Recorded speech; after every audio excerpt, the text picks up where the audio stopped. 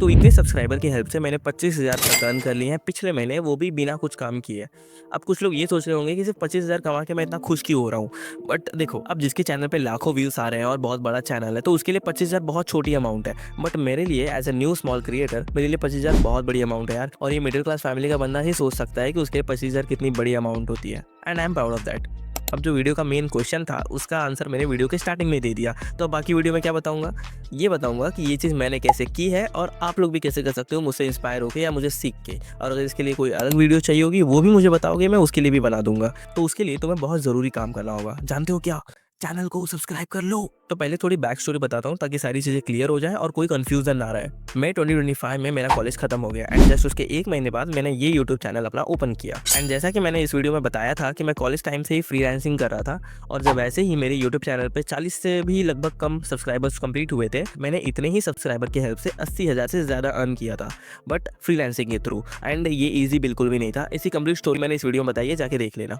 Description में link भी दे दिया है। अब तुम बड़े आलसी हो, तुमने उस वीडियो को नहीं देखा है, मुझे मालूम है, तो इसलिए मैं एक छोटा सा ओवरव्यू दे देता हूँ। वहाँ मैं एक मार्केटिंग एजेंसी में काम कर रहा था, जहाँ मेरा काम था एड्स को रन करना ऑनलाइन, जैसे कि Meta ads, Google ads, Bing ads, इस तरह के एड्स को रन करना। सो ये कहानी उसके बाद स्टार्ट होती है, बिकॉज वो एजेंसी ने मुझे उस काम के बाद निकाल दिया था, बिकॉज मैं उनके एक्सपेक्टेशंस को मीट नहीं कर पा रहा था। जितनी सेल्स मुझे लानी चाहिए थी उतनी मैं नहीं ला पाया और उनका लॉस हो गया था। मीन्स लॉस नहीं कह सकते और बहुत ज़्यादा प्रॉफिट भी नहीं कह सकते, बट उनका एक सेट रहता है ना मार्जिन, उतना नहीं हुआ तो वो निकाल देते हैं। एंड वही हुआ, मुझे नेक्स्ट प्रोजेक्ट में नहीं लिया गया एंड मुझे निकाल दिया, मैंने खुद भी छोड़ दिया था। अब यूट्यूब से सिर्फ मैंने एडसेंस से पैसा कमाने के लिए नहीं खोला था, क्योंकि उसके लिए बहुत ज़्यादा टाइम लग जाता। तो मेरे पास जो स्किल्स थी मैं उसको मास्टर कर चुका था, एंड जैसे कि वीडियो एडिटिंग हो गई या फिर ग्राफिक डिजाइनिंग के रिलेटेड हो गई, तो मुझे उस एक्सपर्टीज़ को, अपनी स्किल्स को दिखाना था, शोकेस करना था। एंड दैट्स वाई मैंने यूट्यूब चैनल खोला था अपना। एंड लोगों के साथ ट्रस्ट बिल्ड करना, इनडायरेक्टली एक तरह से बोला जाए तो क्लाइंट्स को अट्रैक्ट करना, ये मेरा मेन फोकस था यूट्यूब पे आने का। और जितने भी सब्सक्राइबर्स है मेरे पास, जैसे कि 100, 200, 300, उन्हीं का एक बेस बनाना है एंड उन्हीं का सपोर्ट लेके मुझे क्लाइंट्स को अट्रैक्ट करना है। मुझे क्लाइंट्स को कोल्ड डीएम करना है, सर्विसेज ऑफर करनी है अपनी। और वही हुआ, धीरे धीरे लोग मुझे डीएम करने लगे। कुछ लोग मुझे अपनी सर्विस प्रोवाइड कर रहे हैं कि भाई मेरी वीडियो एडिट कर देंगे, मेरे लिए थंबनेल बना देंगे। कुछ लोग उनमें से इसलिए डीएम कर रहे थे कि भाई मुझे सर्विस चाहिए, बट वो ज़्यादा नहीं थे, ज़्यादा सिर्फ सर्विस देने वाले थे। अब ये चीज़ काफ़ी सरप्राइजिंग हो गई थी मेरे लिए, क्योंकि मुझे ये लग रहा था कि इतने छोटे चैनल पे शायद ही कोई मैसेज करेगा, शायद मेरा आइडिया फेल हो जाएगा, बट ऐसा हुआ नहीं। काफ़ी लोगों ने ट्रस्ट दिखाया, मैसेज किया, सर्विस दिया भी और लिया भी। अब देखो, हर एक मैसेज, हर एक डीएम रियल क्लाइंट्स में कन्वर्ट नहीं होता है।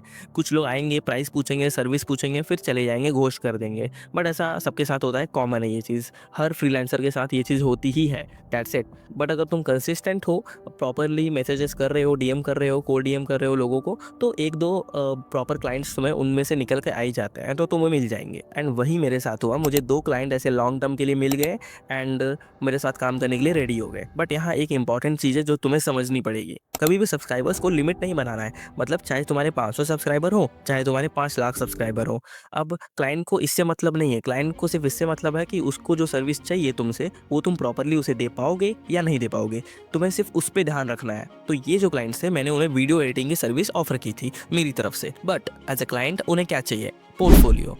अब पोर्टफोलियो तो मेरे पास है नहीं, क्योंकि मैंने इसके पहले और किसी के साथ काम किया नहीं। तो वहाँ पर असली ट्रिक काम आया। अब यहाँ मैं जो तुम्हें बताने जा रहा हूँ, ये शायद तुमने इसके पहले नहीं सुना होगा, और अगर सुना भी होगा तो अच्छी बात है। अभी जैसे कुछ मिनट पहले मैंने ये चीज़ बताई थी कि कुछ लोग मुझे सर्विस देने के लिए भी मैसेज कर रहे थे, लाइक वीडियो एडिटिंग के लिए, थंबनेल के लिए। तो उनके कंसेंट से ही मैंने उनका पोर्टफोलियो क्लाइंट्स को सेंड कर दिया एंड क्लाइंट को ये चीज़ क्लियरली बता दी, कोई कोई प्रॉब्लम नहीं होनी चाहिए बाद में, दैट्स वाई थोड़ा ट्रांसपेरेंसी रखनी चाहिए। तो वो चीज़ मैंने क्लियरली बता दी कि एडिटिंग मैं नहीं करने वाला हूँ, मेरे पास एडिटिंग टीम है, मेरे पास प्रोफेशनल टीम है एडिटिंग की, मैं उन्हें हायर करने वाला हूँ, मैं उन्हें देने वाला हूँ। मीन्स इनडायरेक्टली ऐसे कह सकते हो। और सही बता रहा हूँ, ये जो हैवी वर्ड्स है ना, जैसे प्रोफेशनल, टीम, सिस्टम, ये वर्ड्स सुनते ही ना किसी भी क्लाइंट को लगता है कि बंदे में दम तो है, बंदा प्रोफेशनल काम कर रहा है, भले तुम प्रोफेशनल नहीं हो। अब यहाँ 2 चीज़ें हुई, पहला मुझे क्लाइंट मिल गया और दूसरा मेरे एडिटर्स को काम भी मिल गया। बट यहाँ से मेरी एक्चुअल अर्निंग स्टार्ट होती है, तो बिना किसी जजमेंट के ध्यान से सुनो। पहला क्लाइंट का रिक्वायरमेंट था monthly 4 to 6 long videos with a budget of 21,000 rupees. Client का तो सिर्फ 15,000 था भाई। मैंने इंसिस्ट करके 21,000 किया, बोला 25 था, वो फिर भी कम कर करके 21 तक ही माना। अब 21,000 में से मुझे एडिटर्स को पर मिनट के अकॉर्डिंग पे करना था, तो यहाँ पर एडिटर को मैंने दिए थे 10,000 और ये सिर्फ 5 वीडियो गए, ठीक है, 4 to 6 लॉन्ग वीडियोस गए थे, तो उसने सिर्फ 5 ही वीडियोस दिए थे मंथली, तो 10,000 मैंने एडिटर को दिए थे। तो यहाँ मेरा प्रॉफिट हुआ 11,000 का, which is not bad at all, बिना कुछ किए। दूसरा क्लाइंट मुझे मिला एक एजुकेशनल नीश का क्रिएटर। उसका रिक्वायरमेंट था हर महीने 3 से 4 लॉन्ग वीडियोस का, ज़्यादा नहीं। उसने मुझे डायरेक्टली 15,000 का बजट दिया बिना किसी नेगोशिएशन के, और वो उससे कम मान भी नहीं रहा था ना उससे ज़्यादा ही। अब ये काम पिछले वाले के कंपैरेटिवली ईजी था। क्यों? क्योंकि ये एजुकेशनल था, ज़्यादा टाइम उसका फेस टाइम होने वाला था, तो ज़्यादा एडिटिंग नहीं लगने वाली थी। इसके लिए मैंने 7,000 पे किए थे अपने एडिटर को उस मंथ, और मेरे पास बचा डायरेक्टली 8,000 का प्रॉफिट। तो अब एक महीने का टोटल कैलकुलेशन करते हैं, 11,000 प्लस 8,000 टोटल हुए 19,000। बट अभी तो सिर्फ 19,000 ही हुए हैं, बाकी के 6,000 कहाँ पर गए? नहीं, वहाँ पर नहीं। इन दोनों क्लाइंट्स के अलावा 2-3 छोटे-छोटे क्लाइंट्स होते हैं, जैसे कि रील एडिट कराना या फिर नॉर्मल थंबनेल डिज़ाइन करवाना। तो ये करके यहाँ से मैंने कमाए थे 6,000 रुपए। और हाँ, ये काम भी मैंने खुद ने नहीं किया था, मैंने एडिटर फ्रीलांसर्स को हायर करके ही करवाया था। मैं बीच में सिर्फ कमीशन ले रहा था। अब हो गए ना 19,000 प्लस 6,000 इक्वल्स टू 25,000। अब ये कहते हुए मुझे बिल्कुल भी शर्म नहीं आ रही है और गिल्ट भी फील नहीं हो रहा है। क्यों? क्योंकि मैं कुछ गलत नहीं कर रहा हूँ यहाँ पर। सुनने में भले ही लग सकता है कि ये चीज़ गलत है। क्यों? क्योंकि मैं एज़ अ मीडिएटर यहाँ पर पैसे खा रहा हूँ, काम कोई और कर रहा है। बट ऐसा नहीं है ब्रो, बड़ी एजेंसीज़ भी यही करती हैं, सेम यही काम करती हैं एज़ अ मीडिएटर की। क्लाइंट से पैसे लेंगी, फ्रीलांसर्स को देंगी, बट वो एक बड़े स्केल पे करती हैं एंड मैं एक छोटे स्केल पे कर रहा हूँ। ये प्रॉपर बिज़नेस मॉडल है जिसे हम आउटसोर्सिंग कहते हैं। नहीं मालूम तो सर्च कर लो। यहाँ पर डिफरेंस सिर्फ स्केल का होता है। मैं बड़े स्केल पे नहीं कर रहा हूँ, अभी छोटे स्केल पे कर रहा हूँ। इन फ्यूचर सपोर्ट रहेगा आप लोग का, बड़े स्केल पे भी करूँगा। तो इस पूरे वीडियो में ये 500 सब्सक्राइबर्स का क्या रोल था जो मैंने टाइटल और थंबनेल में लिखा था? भाई बहुत बड़ा रोल है। ये 500 सब्सक्राइबर्स की वजह से ये चीज़ें मैं अर्न कर रहा हूँ, ये चीज़ें मैं कर पा रहा हूँ। तो ये 500 सब्सक्राइबर्स बहुत पावरफुल है। ये दिखने में बहुत छोटा नंबर लगता है, सिर्फ 500, लेकिन नहीं भाई, बहुत इम्पैक्ट है इतने 500 नंबर का। एंड इतना ही नहीं, मैं ये चीज़ें सारी चीज़ें जो बताई मैंने, ये सारी चीज़ें प्रैक्टिकली हैं। वो ये चीज़ तुम भी कर सकते हो। नहीं विश्वास है, ट्राई करके देखो, होगा। टाइम लगेगा, बस इतना ही होगा, टाइम लगेगा, बट होगा ज़रूर।